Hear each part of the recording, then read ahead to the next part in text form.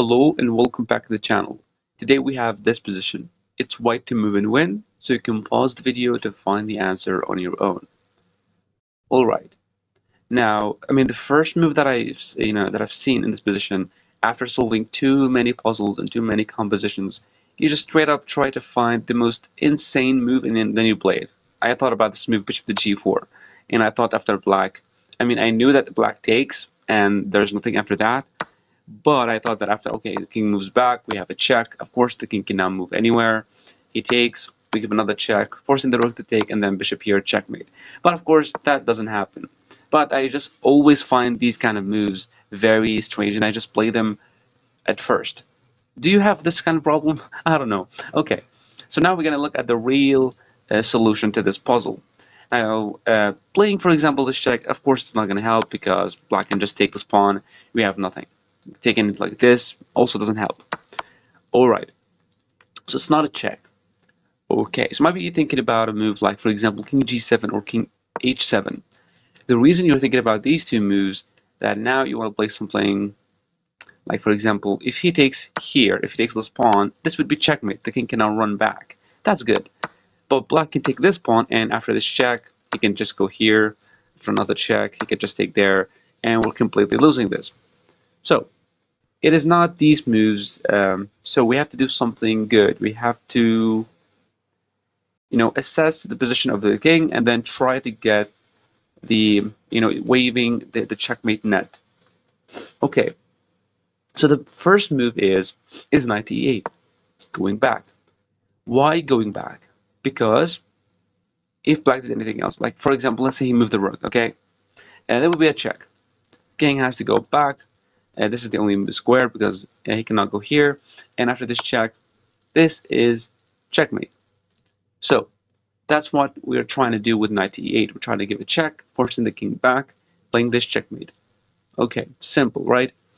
All right. So can black actually take any of these two pawns? Well, actually no, because this same move. It doesn't matter if he takes this way or this way. King will be forced to go back because of this check, which is going to lead to checkmate. So can black do anything else? No, not with the pawn. Black has to move the king. Alright, so after moving the king, you might say, well, okay, now we played at the g7. We're trying to get the checkmate. The problem with this is that black can run away. Black can run away with moves like, for example, this. Yeah, and yes, we can play this check, but king will run. And this is still better for black. So, nope, that's not the move. So what do we do here with white? Well, as you can see, the king cannot go here and cannot go here. So it's like we have to trap the king between the pawns to try to get the checkmate going that we want. Alright, so we start with the first move, and that is h5 check.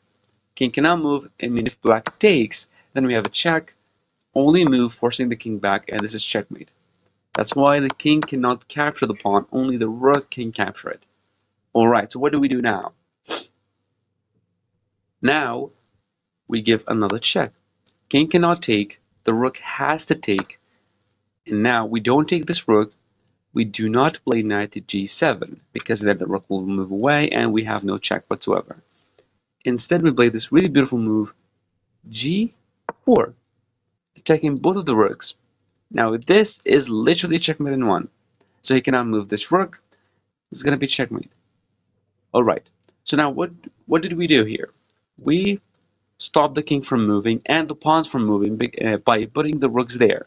So we're trapped the king right over there. So now black can just move this rook, and now you might say, okay, now what do we do? Now we take this, or maybe now we play this move.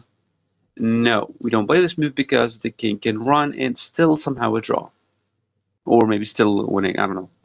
It is not winning for white, that's for sure. Alright, so after rook to f1, what do we do here with white? The most insane move is we play bishop f5. Bishop to f5 check. The king cannot capture, the king cannot move, he has to take with the rook. And the most insane thing here, that we don't even take neither of these two rooks. We don't take any of them. We play knight to g7. Knight to g7. As you can see right now, the king cannot move. The pawns cannot move. Any of these two rooks moving, it doesn't matter. For example, he moved this rook. This is checkmate because the knight is controlling the square and defending this pawn. For example, he moved this rook. Well, this is checkmate. So the idea of this puzzle that we have to trap the enemy king between his own pieces and checkmate him with a pawn. That's so beautiful. Thank you for watching.